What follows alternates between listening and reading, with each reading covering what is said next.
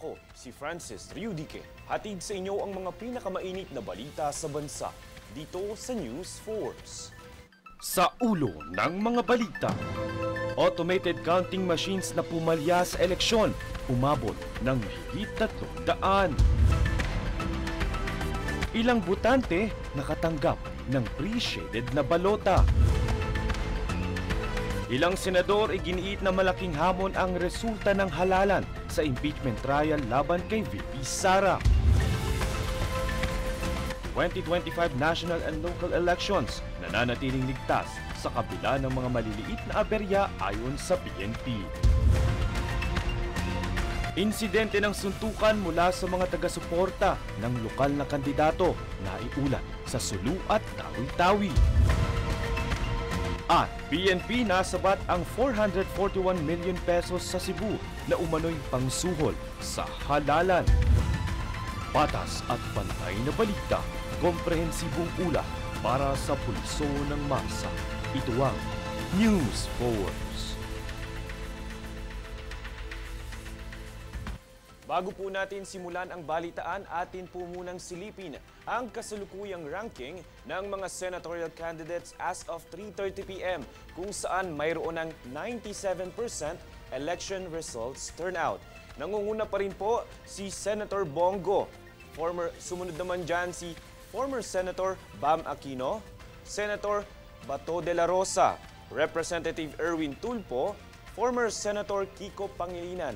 Pang-anim naman si Representative Rodante Marcoleta. Pang-pito po, nandyan po si former Senator Ping Lacson.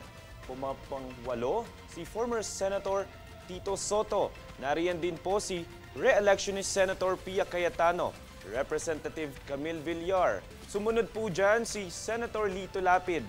At ang huli, sa posibleng pumasok sa ating Magic 12 ay si re-electionist Senator Amy Marcos. Matapos naman dyan, nandito rin si Ben Tulfo, Bong Revilla, Abby Binay, Benhur Abalos, Jimmy Bondoc at pang-18 pwesto ay si Manny Pacman Pacquiao. Para sa unang balita, mahigit 300 mga automated counting machines o ACMs ang pumalya sa naganap na eleksyon. Mas mababa umano ito kung ikukumpara sa datos noong nakaraang 2022 national elections. Para sa detalye, narito ang ulat.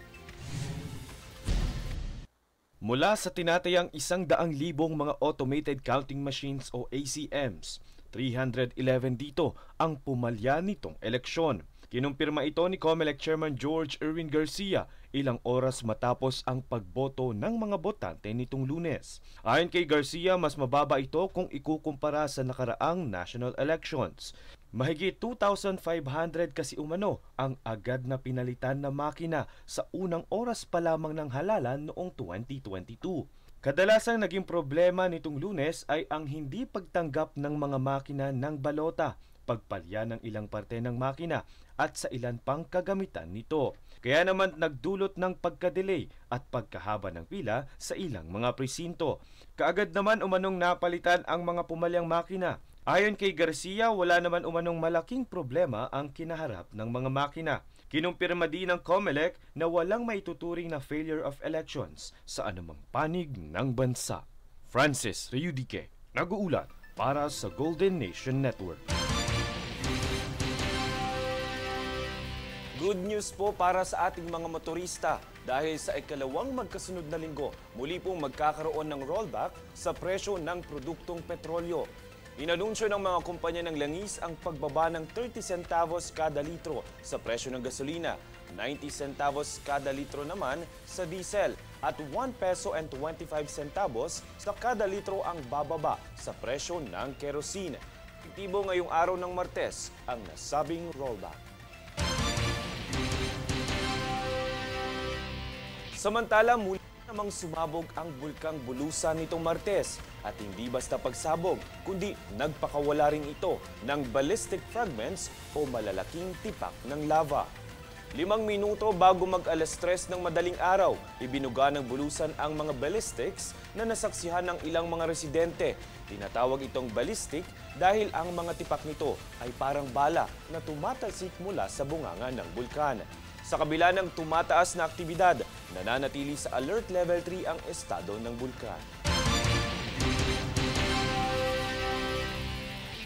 Taliwas sa paniniwalang mapayapa ang eleksyon, hindi pa rin nakakaligtas ang ilang mga botante sa naranasang mga aberya, kabilang narito ang inirereklamong naibigay na pre-shaded na umanong balota nitong botohan. Ilang beses na nakapagtala ng ganitong eksena sa ilang panig ng bansa, tulad dito sa Guadalupe, Nuevo Makati City. Ilang botante ang nagreklamo sa Board of Election Inspectors o BEI dahil napansin umano nilang nakashade na ang ilang bahagi ng kanilang balota. Tugon naman ng mga BEI party list lang naman daw umano ang may nakashade. Pareho rin ang naranasan ng ilang botante sa Camarines Sur na agad pinalitan ng bagong balota matapos ereklamo, bagamat ikalawang batch na ng mga botante ang bumoboto sa presinto.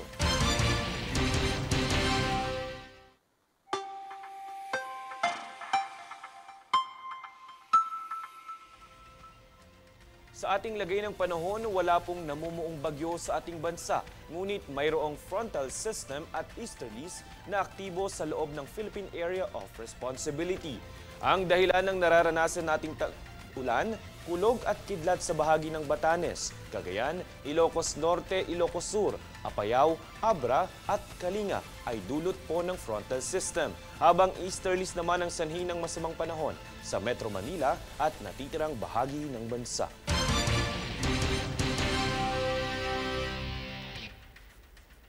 Susunod sa News Force. Ilang mga nanalong kandidato sa Metro Manila na iproklama na.